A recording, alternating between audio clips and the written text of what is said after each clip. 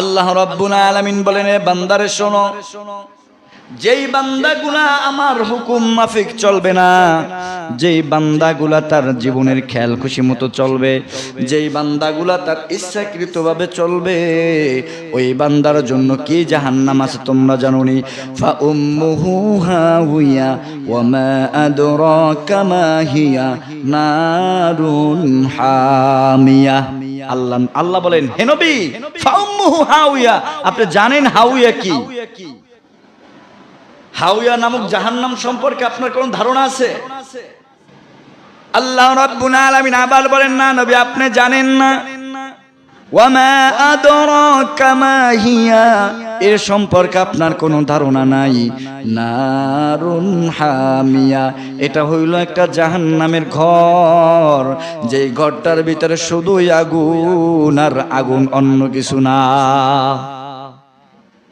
হাওিয়া নামক জাহান্নাম, আগুনের কুণ্ডলী, আর কিছু না, সেখানে আর কিছু থাকবে না। এই জন্য আমার বাবাজিরা যেই কথা বলতেছিলাম, ঈমানদার হওয়ার জন্য পূর্ব শর্ত হলো, এক নম্বরে কি বলেন? আল্লাহর উপর সাক্ষী দেওয়া। কি করা? আল্লাহর উপর সাক্ষী দেওয়া। দুই নম্বর হইল আকিমিস সালাহ, অর্থাৎ নামাজ কায়েম করা, নামাজ প্রতিষ্ঠা করা। বান্দা প্রথম ঈমান আনছে, ঈমান আনার পরে বান্দার সর্বপ্রথম কাজ হলো মান সালাতা মুতাআম্মিদান ফাকাদ কাফার, অর্থাৎ নামাজ এই কাফের এবং মুসলমানদের মাঝখানে ফারেক করে দেয়। ওই বান্দা যতক্ষণ পর্যন্ত বেঈমান ছিল ততক্ষণ তার উপরে নামাজ ফরজ ছিল না। এই বান্দা এখন কালিমা পড়ছে, তো এরপরে যেই ওক্ত আসছে সেই ওক্ত নামাজ পড়া ফরজ। ঈমানের পরেই হইল নামাজ পড়া। এখন আপনি ঈমান আছে, ঠিক আছে, বুঝলাম ঈমান আছে, নামাজ পড়লেন না, রোজা রাখলাম না, হজ করলাম না, যাকাত দিলাম না, হালাল হারামের তমিজ করলাম না, তাহলে আমার ঈমানটা কেমন আছে? ঈমান আছে একরকম। এক চোর গেছে চুরি করতে, কথা বুঝেন, খেয়াল করবেন, মনে কেউ কষ্ট নেবেন না। উদাহরণস্বরূপ কিছু কথা এসে যায়, এক চোর গেছে চুরি করতে, গেছে রাজার বাড়ি চুরি করতে। তো রাজার বাড়ি যাইয়া সুন্দর একটা ঘোড়া চুরি করছে। ঘোড়া চুরি কইরা এখন সে যাইতেছে। এখন ঘোড়া কিভাবে দৌড়ায়, ঘোড়া কি আদৌ সুস্থ না অসুস্থ, ঘোড়া কি এটা তো সে জানে না, জানে নিয়ে যাইতেছে। পথিমধ্যে এক বাটপারের সাথে দেখা। বাটপার বলে, কিরে ভাই, তুমি কি ঘোড়া বিক্রি করবা? চোরে তো বলে মনে মনে যে ঘোড়া আনছে চুরি করে, বিক্রি করতে পারলেই তো বাইসে যায়, আমার রেখে দরকারটা কি? বলে হ্যাঁ বিক্রি করবো। বলে দাম কত? চোরে মনে মনে কয়, আমি তো জানি না ঘোড়া দৌড়ায় না বিনে কি অবস্থা আমি জানি না। আমি যদি তার কাছে দাম চাই, দাম চাওয়ার পরে যদি ঘোড়া বিক্রি হয়ে যায় আর ঘোড়া যদি না দৌড়ায়, আমার মায়ের একটাও তলায় পড়বে না, সবগুলা পিঠের উপরে পড়বে। চোর ডাক দিয়া বলে, রে ভাই, দাম দর পরে হবে, আগে তুমি দেখো আমার ঘোড়া কিভাবে দৌড়ায়। যদি ঘোড়া দৌড়ানো পছন্দ হয়, পছন্দ হইনি তোমার সাথে আমি একটা দাম দর করব, তুমি দেখো আগে ঘোড়াটা কিভাবে দৌড়ায়। বাটপার তো মনে মনে চিন্তা করতেছে, সুযোগ একটা পাইছি। বাটপারে কইতেছে, ভাই আমার একটা পোডলা ধরো, পোডলার ভিতরে অনেক টাকা আছে, তুমি দাঁড়াও, আমি দেখি ঘোড়া কি অবস্থা, ঘোড়া যদি আমার পছন্দ হয় আমি সর্বোচ্চ মূল্য দিয়ে তোমার ঘোড়া নিয়ে যাব। এখন চোর তো চিন্তা করতেছে, আমি তো টাকা পাইছি, আমি বসে থাকি, ও যাইবে কই? বাটপার একদিকে যায়, ওই দিকে যায়, একবার ডানে যায়, একবার বামে যায়, তাকাইয়ে দেখে কখন চোর থেকে সে আলাদা হইতে পারে। একবার ডানে যায়, একবার বামে যায়, যাইতে যাইতে একবার ঘোড়া নিয়ে এমন ভাবে দৌড় দিছে, দৌড়ানোর ঠেলায় ঘোড়া নিয়ে চম্পট হয়ে গেছে। চোর কিছুক্ষণ বসে থাকার পরে চোর দেখে ঘোড়া আর আসে না। চোর চিন্তা করে, ঘোড়া যায় যাক, সমস্যা কি, টাকা তো আমার কাছে, পোডলা তো আমার কাছে আছে, অসুবিধা কি? কিছুক্ষণ পর পোডলা খুলছে, খুইলে দেখে কিছু তেনা কাপড় আর একটা ভাঙ্গা থাল। এখন চোর কইতেছে কি জানেন, যেই দামে কেনা সেই দামে বিক্রি, লাভের ভিতরে ভাঙ্গা থাল। বুঝেন নাই? আনছে চুরি কইরা নিয়ে গেছে বাটপারে। আমার সমস্যা কি, আমি যে একটা ভাঙ্গা থাল পেয়েছি এইটাই তো বেশি। তো আপনি দুনিয়াতে আসছি মুসলমানের ঘরে, আবার এইভাবে চলে যাব, ওই যে আছে না দুনিয়াটা মস্ত বড়, খাওয়া দাওয়া ফুর্তি করো, একটা কথা আছে না। আসলে দুনিয়াটা কি খাওয়ার জায়গা? দুনিয়াটা কি ফুর্তি করার জায়গা? আল্লাহ রাব্বুল আলামিন বলেন ফালইয়াদহাকু কলিলাও ওয়ালইয়াবকু কাসীরা। তুমি বেশি করে কাঁদো, অল্প অল্প হাসো। যেই বান্দাগুলো অট্ট হাসি দিবে, ওই বান্দার কলব থেকে আল্লাহ রাব্বুল আলামিন নূরগুলা উঠাইয়া নেয়। অট্ট হাসি দিলে কলব থেকে নম্রতা উঠে যায়, আল্লাহ নূর উঠে যায়, মোহাব্বত উঠে যায়। এই জন্য আল্লাহ রাসূল সাল্লাল্লাহু আলাইহি সাল্লাম কখনো অট্ট হাসি দেয় না। কহ কহ মানে হা হা করে হাসা, এটা জায়েজ না। আর আমাদের তো দেখা যায় এমন ভাবে আমরা হাসি তামাশায় থাকি, পাশে যদি কোনো হাড়ের রোগী থাকে তাহলে অবস্থা বাতাল হয়ে যায়। তো যেই কথা বলতেছিলাম, আল্লাহ রাব্বুল আলামিন বলেন বান্দারে তুমি ইমানদার। ইমানদারের পরিচয় কি? ইমানদার হওয়ার পরিচয় হলো, এক নম্বর হলো বিল ইয়াউমিল আখির, তোমার কিয়ামতের দিবসের উপর বিশ্বাস করতে হবে। ওয়াল কদরি খায়রিহি, মনে আসেনি? ওয়াল কদরি খায়রিহি, তাকদীরের ভালো মন্দের উপরে বিশ্বাস করতে হবে। ওয়া শাররিহি মিনাল্লাহি তাআলা ওয়াল বাসি বাদাল মাউত, এরপরে বিশ্বাস করতে হবে একদিন আমি মারা যাব, আহারে দুনিয়াতে তো আমি থাকতে পারবো না। এই দুনিয়া মিশে মায়া, শুধু আশায় যাওয়ার ঘর। চোখ বুঝিলে বুঝবারে বন্ধু, কিবা আপন কিবা পর।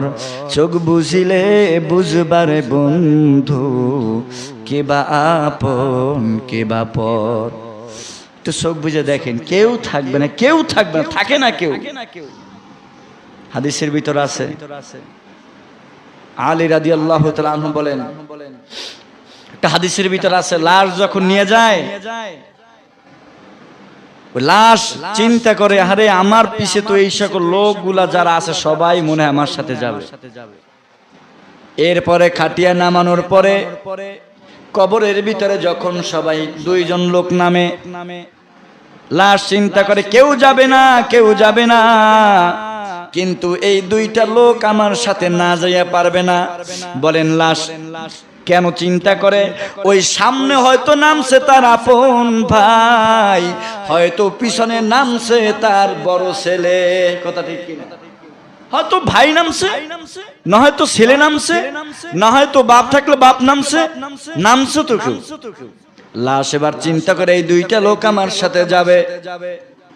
এরপরে যখন ওই দুইটা লোক লাফ দিয়ে উঠিয়া যায়, তখন লাশ চিন্তা করে, আরে দুনিয়াতে আমি কি কাজ করলাম? আমি যদি জানতাম যে সব কিছু আমার থেকে পারে কইয়া যাবে, আমার সাথে কেউ যাবে না, আমি দুনিয়াতে কোনো সম্পদ করতাম না, দুনিয়াতে আমি কিছুই করতাম না, আমার যা কিছুগুলো আছে আমি সবগুলা আল্লাহর রাস্তায় দান করে দিতাম। কেউ যায় না। আমরা তো দুনিয়ার বাহাদুরি, দুনিয়ার কত কি, এই আমার ওই আমার, এইটা ওইটা, কত কি আমরা করি। আসলে একটু চিন্তা করে দেখছেন যে আমার সাথে কে যাবে? কেউ যাবে না, কেউ যায় না। আরো বরঞ্চ মারা যাওয়ার পরে যত তাড়াতাড়ি দাফন দেওয়া যায় এইটাই মঙ্গল মনে করে, এইটাই মঙ্গল মনে করে। আমার বাবাজিরা যেই কথা বলতেছিলাম, আল্লাহ রাব্বুল আলামিন বলেন, হে মানুষ, তুমি মৃত্যুকে তুমি বিশ্বাস করো, তুমি শেষ দিবসকে তুমি বিশ্বাস করো। তোমার বিশ্বাস করতেই হবে, বিশ্বাস করা ছাড়া কোনো উপায় নাই। কেননা দুনিয়ার সকল স্বাদ পূরণ হইলেও পারে, না হইলেও পারে, মৃত্যুর স্বাদ থেকে কেউ বাঁচতে পারে নাই, পারছে? তাহলে ফেরাউন কেন মারা গেল? নমরুদ কেন মারা গেল? আবু জাহেল কেন মারা গেল? বড় বড় অত্যাচারী কেন মারা গেল? বড় বড় কোটি টাকার মালিক গুলা কেন মারা গেল? কোটি টাকার মালিক দেখো অভাব হয় না দূর, গরিব গুড়ায় আরাম করে মনটা বাহাদুর। ভোগ বিলাসের বাড়ি গাড়ি পরে রবে সব, ভোগ বিলাসের বাড়ি গাড়ি পরে রবে সব। থাকতে সময় স্মরণ করো আল্লাহ আমার রব, থাকতে সময় স্মরণ করো আল্লাহ আমার রব। বলেন রব কে? আল্লাহ ছাড়া কোনো রব নাই। আল্লাহকে আল্লাহ বলে যখন বান্দা ডাক দেয়, একবার যখন আল্লাহকে আল্লাহ বলে ডাক দেয়, আল্লাহ বলেন ও ফেরেশতারা তোমরা শোনো, এই বান্দাটা আমাকে আল্লাহ বলে ডাক দিছে। এই বান্দাটা খালেস নিতে যখন একবার আল্লাহকে আল্লাহ বলে ডাক দেয়, আল্লাহ রব্বুল আলামিন ফেরেশতাদেরকে বলেন ও ফেরেশতারা শোনো, ওই বান্দার উপরে আমি খুশি হয়ে গেলাম, ওই বান্দার জীবনের গুনাহ খাতাগুলা মাফ করে দিলাম। দিল থেকে একবার আপনি ডাক দেন তো আল্লাহ রব্বুল আলামিন আপনার প্রতি খুশি হয়ে যাবে। এই দিলটা কখন তৈরি হবে? সোহবাতে সলে তোরা সলে কুনাত, সোহবাতে তলে তোরা তলে কুনাত, এক জমানা সোহবাতে বা আউলিয়া, বেহতারাজ সদ সলে তাআত বেরিয়া। যখন আপনার মোহাব্বতটা আশিক এবং মাশুকের মোহাব্বতটা তৈরি হয়ে যাবে, তখন আপনি যা কিছু করবেন সবগুলোই কবুল হয়ে যাবে। লাইলি মজনুর কেসা জানেন না? প্রেম কাহিনী। লাইলি ভিক্ষা দিতেছে, ভিক্ষা। মজনু তার প্রেমের এত মশগুল ছিল, লাইলিকে না দেখে আর থাকতে পারতো না। খবর হয়ে গেছে লাইলি তার সম্পদ থেকে ভিক্ষা দেয়। মজনু তার প্রেমে এত পাগল ছিল, ভিক্ষুকের কাতার একটা থালা নিয়ে দাঁড়াইয়া গেছে। দাঁড়ানোর পরে যখন লাইলি ভিক্ষা দিতে দিতে সামনে আসছে, আসার পরে দেখে মজনু একটা বর্তন নিয়ে দাঁড়াই রইছে। হাত থেকে থালটা টান দিয়া নিয়ে পাশার দিয়া ভাইঙ্গা ফালাইছে। এখন মজনু নাচে আর বলে আমার আশেক আমার দিকে তাকাইছে।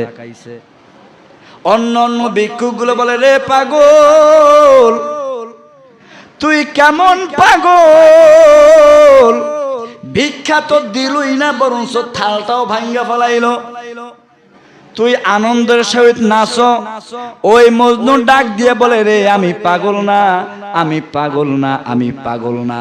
আমি জানি যে আমি কে, আমার যে থাল ভাঙছে সেও জানে আমি কে।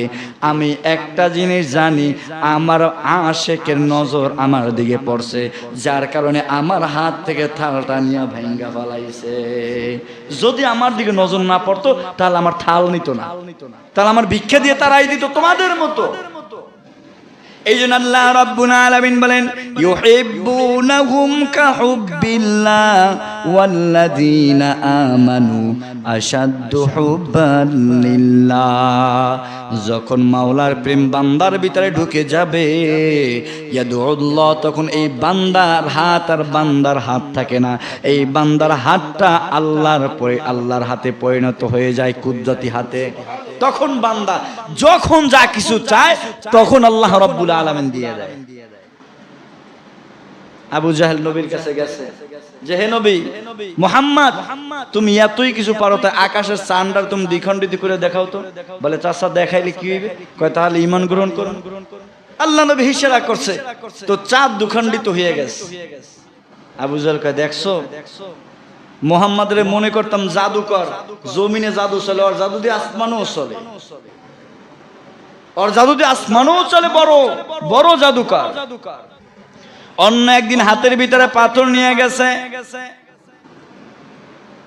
কবি বলেন একদিন কা ওয়াকিয়া আবু জাহেল নে কাহা, আয়ে মোহাম্মদ কাহ দিজিয়ে হাত কো আন্দার হায় কিয়া। এ মোহাম্মদ কত আমার হাতের মধ্যে কি আছে? একদিন কা ওয়াকিয়া আবু জাহেল নে কাহা, আয়ে মোহাম্মদ কাহ দিজিয়ে হাত কো আন্দার হায় কিয়া। আমার হাতের ভিতরে কি আছে তুমি যদি বলতে পারো, দেখি তুমি বলতে পারো কিনা। বলে চাচা বলতে পারলে কি হবে? বলে আমি তোমার উপরে ঈমান গ্রহণ করব। এই কথা বলার সাথে সাথে আল্লাহর নবী বলেন আবু জাহেলের হাত, তোমার ভিতরে কি আছে তুমি বলে দাও। যখন এই কথাগুলো বলল, হাতের ভিতরে পাথরের টুকরা ছিল, হাতের ভিতর থেকে আওয়াজ আসছে, নবী আপনার আর বলতে হবে না, আমরাই বলে দিলাম, আশহাদু আল্লা ইলাহা ইল্লাল্লাহু ওয়া আশহাদু আন্না মুহাম্মাদান আবদুহু ওয়া রাসূলুহু। আমরাই বলে দিলাম, ওর হাতের ভিতরে পাথরের টুকরা। কয় দেখছো কত বড় জাদুকর। এর মানে হইল কি জানেন, তার নসিবে ঈমান নাই, ঈমান তার নসিবে নাই। এই জন্য ঈমানের বড় দাম। আল্লাহ রাব্বুল আলামিন বলেন, ইয়া আইয়ুহাল্লাযীনা আমানুত্তাকুল্লাহ হাক্কা তুকাতিহি ওয়া লা তামুতুন্না ইল্লা ওয়া আনতুম মুসলিমুন। তুমি ঈমানদার, খাঁটি ঈমানদার হও, মুসলমান হইয়া তারপরে তুমি কবরে আসো। খবরদার, কবর তোমার সাথে ভালো ব্যবহার করবে না। কথা বুঝতে পারছেন? কবর কি করবে না? ভালো ব্যবহার করবে না। সম্মানিত হাজিরিন, এই জন্য বলতেছিলাম, ঈমানদার দাবি করতে হইলে কি কি তার ভিতরে থাকতে হবে। একটা লোক ঈমান আনার পরে সে কখনো বলতে পারবে না আমি এইটা মানি না, ওইটা মানি না, এইটা করব না, ওইটা করব না। তার মতে বিরোধী গেলেই সে এই ধরতে পারবে না। যদি সে ধরে তাহলে সে ঈমানদার আর থাকবে না। ঈমানের আর এক প্রকার শর্ত হলো আমরি বিল মারুফ নাহি আনিল মুনকার, অর্থাৎ আল্লাহ রাব্বুল আলামিন যেই বিষয়টা আদেশ করছেন সেইটা পালন করা, আর নাহি আনিল মুনকার যেই বিষয়গুলা নিষেধ করছেন ওইগুলা থেকে বিরত থাকার নাম হইল খাঁটি ঈমানের নাম। যদি আপনি এটা না মানতে পারেন তাহলে বুঝতে হবে আপনার ঈমানের দুর্বলতা আছে, পরিপূর্ণ খাঁটি ঈমানদার হয় নাই। সহজ কথা, কোন স্বামী স্ত্রী বিবাহ হওয়ার পরে যদি একটা ছেলে একটা মেয়ে বিবাহ হওয়ার পরে আপনার কোনো কিছু কি তাকে শিখিয়ে দিতে হয়? সংসার কিভাবে করতে হবে স্বামীকে শিখিয়ে দিতে হয়, বউ স্ত্রীর কেয়ার কিভাবে করতে হবে? না, এটা তাকে শিখিয়ে দিতে হয় না, অটোমেটিকলি তার ভিতর হয়ে যায়। আর সে যদি বিবাহ করার পরে বলে আমি আমার বউর ভরণ পোষণ দিতে পারবো না, খাওয়ান দিতে পারবো না, তার চিকিৎসাও করাইতে পারবো না, তার কোনো কিছু আমার দায়িত্বের ভিতরে থাকবে না, শুধু সে আমার বউ, এক সময় তার উপরে সালিশ হবে, মামলা মোকদ্দমা হবে, তার ভিতরে কাবিনের টাকাও আদায় করা হবে, সাথে 3 মাসের ভরণ পোষণের টাকাও তাকে দিতে হবে। বিবাহ আর থাকবে না। সহজ কথা, উদাহরণ যেটা, একটা লোক যখন মুখের ভিতরে বলবেন লা ইলাহা ইল্লাল্লাহু মুহাম্মাদুর রাসূলুল্লাহ, এই কথা যখন বান্দা স্বীকার করবে, ওই বান্দা স্বীকার করার পরে ওই বান্দা আর কখনোই বলতে পারবে না এই জিনিসটা আমি মানি না, এই জিনিসটা আমার পক্ষে না, এইটা আমি করতে পারবো না, এইটা একটু ছাড় দিতে ভালো হইতো। এইটা যদি কেউ চিন্তা করে তাহলে সে আর ঈমানদারের ভিতর থাকবে না। ঈমানের পূর্ব শর্তই হলো আমরি বিল মারুফ নাহি আনিল মুনকার, অর্থাৎ আল্লাহ রাব্বুল আলামিন যেটাকে আদেশ করছে পরিপূর্ণ আদেশ পালন করা। কি করা? পরিপূর্ণ। অর্ধ অর্ধ করলে কাম হইবে? বলেন, অর্ধ অর্ধ করলে কোনো কাজ হবে না। এই জন্য আল্লাহ রাব্বুল আলামিন বলেন, ইয়া আইয়ুহাল্লাযীনা আমানু দুখুলু ফিস সিলমি কাফা ওয়া লা তাত্তাবিউ খুতুওয়াতিশ শাইতান ইন্নাহু লাকুম আদুউম মুবিন। হে ঈমানদার, পরিপূর্ণ ইসলামের ভিতরে প্রবেশ করো, শয়তানের পথ অনুসরণ করো না, কারণ শয়তান হলো তোমার প্রকাশ্য শত্রু। সম্মানিত হাজিরিন, এই জন্য যে আলোচনা করতেছিলাম, ঈমান খুবই দামি জিনিস। ঈমান মুখের স্লোগান দ্বারা ঈমান হয় না। হয় বলেন? একথা তো বুঝছেন যে মুখে যদি কেউ স্লোগান দেয় যে আমি ইমানদার, তাহলে সে ইমানদার হয়ে যাবে না। ইমানের যেই শাখাগুলো আছে, এই শাখাগুলো পালন করার মাধ্যমে সে ইমানদার দাবি করতে পারে। এখন যদি মুখে বলে আমি ইমানদার, নামাজ নাই, রোজা নাই, হজ নাই, যাকাত নাই, হালাল হারামের তবিজ নাই, তারপরে তার ভিতর থেকে মিথ্যা কথা নাই, সত্য কথা নাই, তাহলে কি সে ইমানদার হইতে পারবে না? এই জন্য সম্মানিত হাজিরিন, আমাদের অনেকেই দেখা যায় যে আমরা সবাই মুসলমান, কিন্তু নামাজটা আমরা ঠিকভাবে পড়ি না। জুমার নামাজে মসজিদ বসছে, এরপরে আর থাকবে না, আবার আগামী সপ্তাহে, আবার আগামী সপ্তাহে। এইটাকে একটা ফরজ মনে করছে, জুমা পড়াই লাগবে, এছাড়া আর কোনো কিছু নাই। এইটা যেইভাবে ফরজ মনে করছে, আপনি যদি ওই 5 ওয়াক্ত সেইভাবে ফরজ মনে না করেন, তাহলে বুঝতে হবে আপনার ইমানে দুর্বলতা আছে। জুমা ফরজ না? জোহরের আসরের নামাজ কি? সেটাও তো ফরজ। মাগরিব কি? সেটাও ফরজ। সবই ফরজ। তাহলে জুমার বেলায় যতটুকু তড়িঘড়ি থাকে, অন্য বেলায় থাকে না কেন? কয়েক চাচা গেছে ঈদের নামাজ পড়তে যাইবে, তার ওই চাষিরি কইতেছে, গত বছর যে একটা টুপি থইছিলাম চালের ফাইডে খুঁজছে, টুপিটা কই তোর তোর বাড়ি করে দাও তো, ঈদের নামাজ যাইতে আছে। এর মানে ওই যে গত বছর ঈদের নামাজ পড়ছে আর মসজিদে যায় নাই, এখন ঈদের নামাজ শুরু হয়েছে, এখন যে ওইটা খুব তাড়াতাড়ি মনে করছে। এরকম হইলে তো চলবে না। এই জন্য সম্মানিত হাজিরিন, ইমান আনার পরে পরবর্তী কাজ হইল আমার নামাজ পড়া। নামাজ যদি কোনো ব্যক্তি ইচ্ছাকৃত তরফ করে, তাহলে সে ইমানের ভিতরে আর থাকে না। এই জন্য আল্লাহ রাব্বুল আলামিনের কাছে আমরা বেশি বেশি দোয়া করব, আল্লাহর কাছে দোয়া করব, আল্লাহ যতদিন বেঁচে থাকি আপনার আহকাম মেনে চলতে পারি, আপনার শরীয়তের উপরে চলতে পারি, আপনার হুকুম মেনে চলতে পারি, পরিপূর্ণতার উপরে চলতে পারি, আল্লাহ তুমি তৌফিক দাও। সকল বলে আমিন। আল্লাহ রাব্বুল আলামিন আমাদেরকে সকলকে দ্বীনের উপরে চলা সহজ করে দাও, আমিন। ওয়া আখির দাওয়ানা আনিল হামদুলিল্লাহ।